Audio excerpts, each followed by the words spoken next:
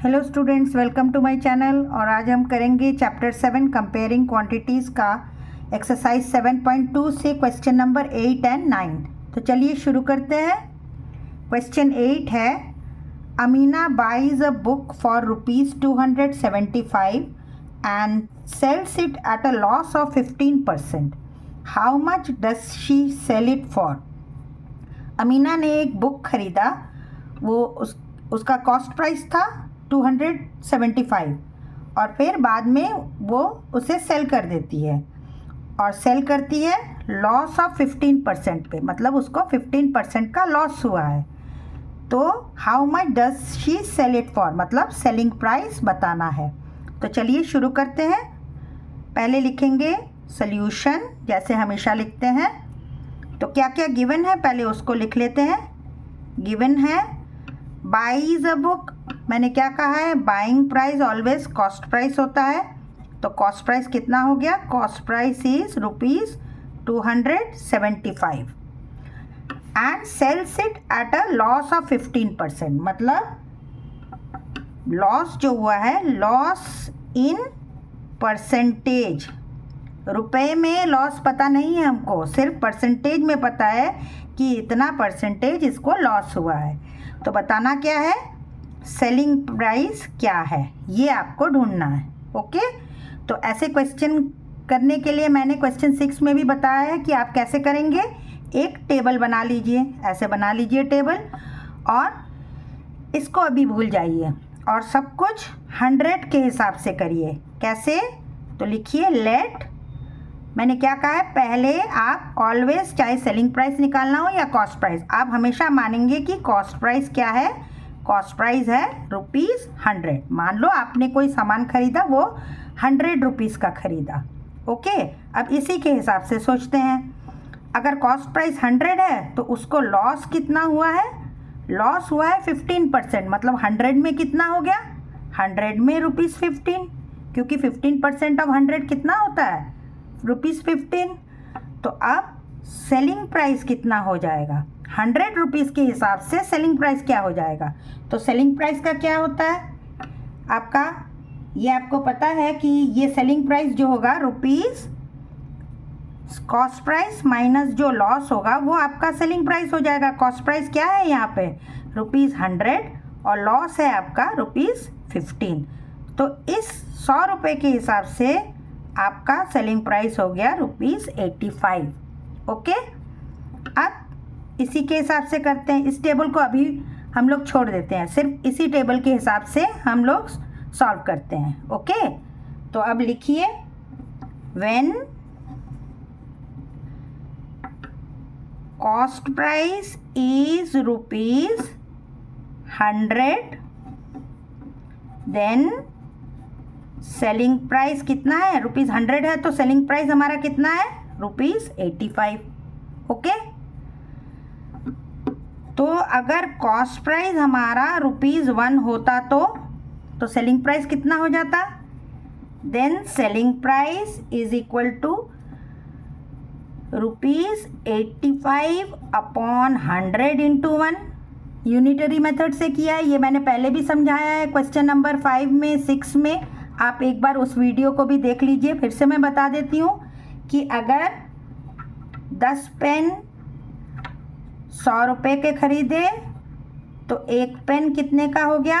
₹100/10 into 1। ऐसे ही ना करते हैं, तो वही किया है, ₹85/100 इंटू 1। अब इस पे आ जाइए, इस वाले टेबल पे। अब क्या कह रहा है? When cost price is equal to ₹275, अगर कॉस्ट प्राइस 275 है तो देन सेलिंग प्राइस कितना हो जाएगा? अब इसी फॉर्मूले को लगाएंगे, 85/100, लेकिन 1 की जगह क्या लेना होगा? अब हमको लेना होगा ₹275, क्योंकि 275 के हिसाब से बताना है कि हमारा सेलिंग प्राइस क्या है। तो अब ये क्या आ गया? ये हो गया 85 इंटू 275/100। ये सारा कुछ रुपीज़ में आ रहा है, तो रुपीज़ आप लिखते चलिए। ये मल्टीप्लाई करने पे स्टूडेंट्स आ रहा है 85 इंटू 275, आप लोग मल्टीप्लाई कीजिएगा तो आ जाएगा 23375 रुपीज़ एंड अपॉन 100। तो आंसर कितना आ गया? अब ये 100 से डिवाइड हो रहा है, मतलब ये डेसिमल फॉर्म में चला जाएगा, तो पीछे से 2 डिजिट छोड़ के यहाँ पे आपका डेसिमल पॉइंट लग जाएगा। तो क्या हो गया आंसर? ₹233.75 रुपीज़ का इनका सेलिंग प्राइस है। ओके, तो आंसर क्या लिखेंगे आप? आंसर ज़रूर लिखना है। कैसे लिखते हैं आंसर? आंसर लिखेंगे selling price will be ₹233.75। Okay, I hope आपको ये इस वाला क्वेश्चन समझ में आ गया होगा। तो चलिए नेक्स्ट क्वेश्चन करते हैं। चलिए अब क्वेश्चन नंबर 9 करते हैं। क्वेश्चन नंबर 9 है, find the amount to be paid at the end of 3 years in each case. ये क्वेश्चन 2 पार्ट्स में है। ए पार्ट है principal is ₹1200 at 12% per annum.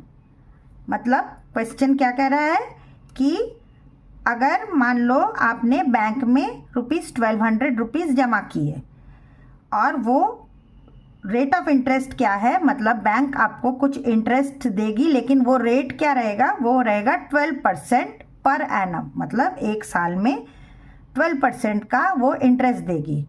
और आपने अमाउंट कितने सालों के लिए रख दिए? आपने रखे हैं 3 साल के लिए। तो आप ये पूछ रहा है कि बैंक आपको जब 3 साल बाद आप पैसे निकालेंगे तो आपको कितना पैसा देगी? What is the amount to be paid at the end of 3 years। तो पहले हम इसका एक ज़रा फॉर्मूला देख लेते हैं, क्योंकि ये 3 साल के लिए है। अगर 1 साल के लिए होता तो आप सीधे 1200 पर 12% निकाल लेते, लेकिन ये 3 साल के लिए है। तो इसके लिए एक फॉर्मूला है, जब मल्टीपल ईयर्स के लिए होता है तो वो है SI is equal to P into R into T upon 100। SI क्या है? SI मतलब सिंपल इंटरेस्ट। जब आप कोई अमाउंट रखते हैं बैंक में और रेट ऑफ इंटरेस्ट चेंज नहीं हो रहा, हर साल वही 12% ही है, तो आपको 3 साल बाद कितना इंटरेस्ट मिलेगा? तो ये है आपका SI, उसको कहते हैं हम सिंपल इंटरेस्ट। और P क्या है? P इज़ द प्रिंसिपल, जो अमाउंट आप रख रहे हैं, जैसे कि यहाँ 1200 है। R क्या हुआ? R है रेट। रेट जैसे यहाँ पर 12% पर एनम, रेट जो भी होगा वो परसेंटेज में होगा। और T इज़ द टाइप, जितने समय के लिए आप पैसे रख रहे हैं।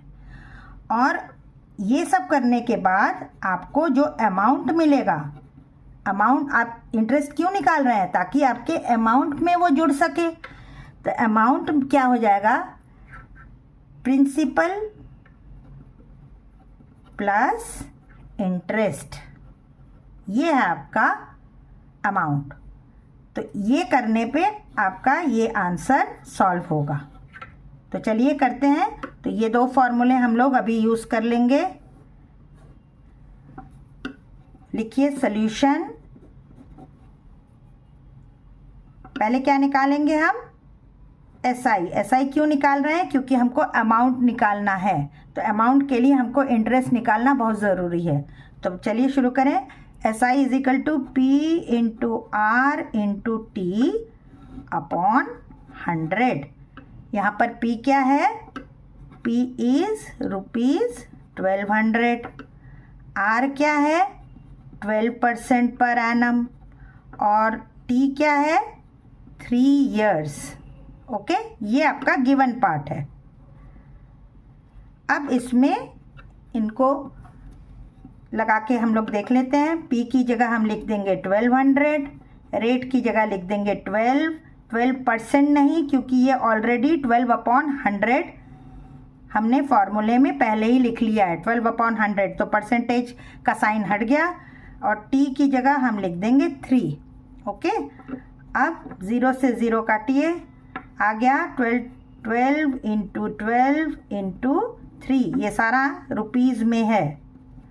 ओके, अब चलिए इनको मल्टीप्लाई करते हैं। 12 12 ज़ा रुपीज़ 144 इंटू 3, और ये आ जाता है आपका 144 इंटू 3। मल्टीप्लाई करके देखिए, रफ वर्क। 144 इंटू 3, 4 3 ज़ा 12, 4 3 ज़ा 12, 1 3 1 ज़ा 3 4, तो आ गया रुपीज़ 432। ओके, ये आया, सिर्फ सिंपल इंटरेस्ट निकला है हमारा। 3 साल बाद इतना इंटरेस्ट हमको मिलेगा रुपीज़ 1200 पर। तो हमको टोटल अमाउंट कितना मिल जाएगा? अमाउंट तो प्रिंसिपल तो मिलेगा ना, प्रिंसिपल तो हमारा ही है, तो प्रिंसिपल प्लस इंटरेस्ट, तो कितना हो जाएगा? प्रिंसिपल कितना था? रुपीज़ 1200 और इंटरेस्ट रुपीज़ 432। ये आ जाएगा हमारा 2361 रुपीज़ 1632। तो आंसर लिखेंगे, आंसर ज़रूर लिखना है। Amount to be paid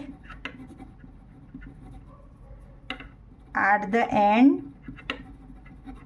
of 3 years is rupees 1632, rupees 1632। यहाँ पे आपका आंसर ख़त्म होता है। तो चलिए अब क्वेश्चन 9 का बी पार्ट करते हैं। बी पार्ट भी वैसे ही है, इसमें गिवन है principal rupees 7500 eight 5% per annum, और टाइम तो वही है, तो टाइम है 3 इयर्स। तो पहले जो जो गिवन है उसको लिख लेते हैं। गिवन क्या क्या है? गिवन है प्रिंसिपल मतलब पी कितना गिवन है? रुपीज़ 7500। रेट कितना गिवन है? 5% पर एनम, और टाइम है 3 इयर्स। तो हमको पहले क्या निकालना है? अमाउंट निकालने के लिए पहले हम निकालेंगे एसआई। एसआई मतलब सिंपल इंटरेस्ट। फॉर्मूला लगाइए, P into R into T upon 100। P की जगह लिखेंगे 7500, रेट की जगह 5%, 5% मतलब 5/100, एंड टाइम की जगह 3 इयर्स। तो 100 तो पहले ही हमारे फॉर्मूले में है, तो इसको हमने परसेंटेज की जगह लिख दिया 5/100। अब क्या करना है? इस 0 से 0 काट दीजिए, क्या आ गया? 75 इंटू 15, जो कि मल्टीप्लाई करने पे आ जाएगा, ये सारा रुपीज़ में रहेगा, मल्टीप्लाई करने पे आ जाएगा रुपीज़ 1125। ये आपका निकला सिंपल इंटरेस्ट। अब सिंपल इंटरेस्ट निकल गया, तो अब अमाउंट तो इजीली निकल जाएगा। अमाउंट का क्या फॉर्मूला है? Amount is actually principal plus interest. Interest क्या? Simple interest. अब लिखिए, प्रिंसिपल की जगह लिख दीजिए रुपीज़ 7500, और इंटरेस्ट की जगह क्या लिखेंगे? रुपीज़ 1125। ऐड करने पे आएगा रुपीज़ 8625। आंसर क्या लिखेंगे आप? Answer amount to be paid after 3 years is rupees 8625। तो आई होप चिल्ड्रन आपको ये क्वेश्चन समझ में आ गया होगा। अगर आपको कुछ पूछना है तो आप कमेंट सेक्शन में पूछ भी सकते हैं, और मेरा चैनल अब तक सब्सक्राइब नहीं किया है तो सब्सक्राइब कर लीजिए, लाइक कीजिए, शेयर कीजिए, और नेक्स्ट क्वेश्चन के लिए देखते रहिए मेरा चैनल। तब तक के लिए गुड बाय चिल्ड्रन।